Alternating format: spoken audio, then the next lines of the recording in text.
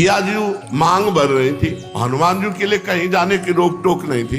हनुमान जी पहुंचे, बड़े भाव से सिया जी सिंदूर ऐसे तो कहा, माता श्री ये क्या है? मुस्कुरा दिया सिया जी ने, कहा इससे रघुनाथ जी प्रसन्न होते हैं। अच्छा, आपको रघुनाथ जी याद कर रहे हैं सभा में? तो सखियों के साथ सिया जी गए, डिब्बा देख लिया था सिंदूर वाला। अब हुआ महारानी का सिंदूर का डिब्बा इतना बड़ा थोड़ी होगा, अरे स्वर्ण का, कंचन का, रत्न जटित बड़ा डिब्बा।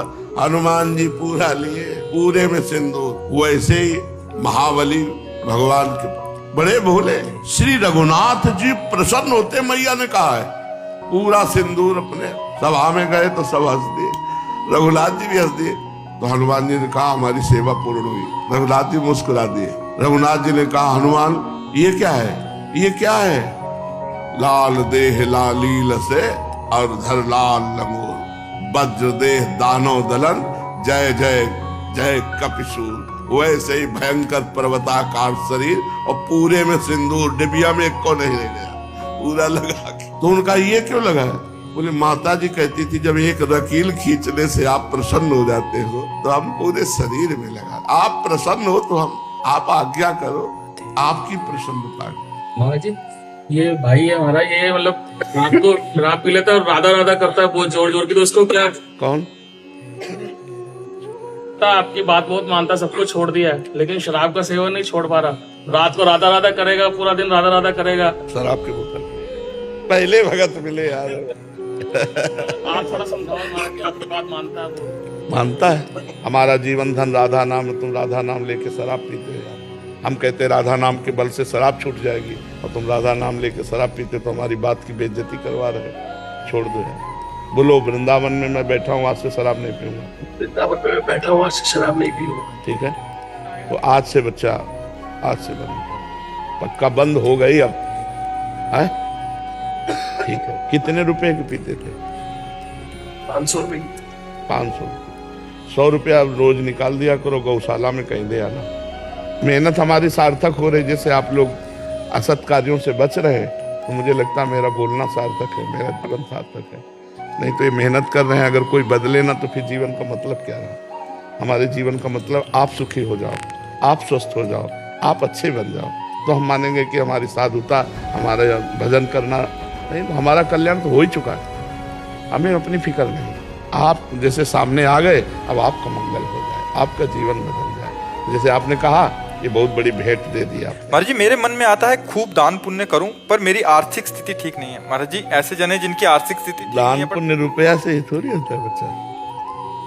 दान पुण्य जो होता है ना, वो भाव से होता है। अब जैसे कभी किसी पशु पक्षी या मनुष्य को तुम्हारी शरीर सेवा की जरूरत हो, आप सेवा कर दो, बहुत बड़ा पुण्य हो जाएगा।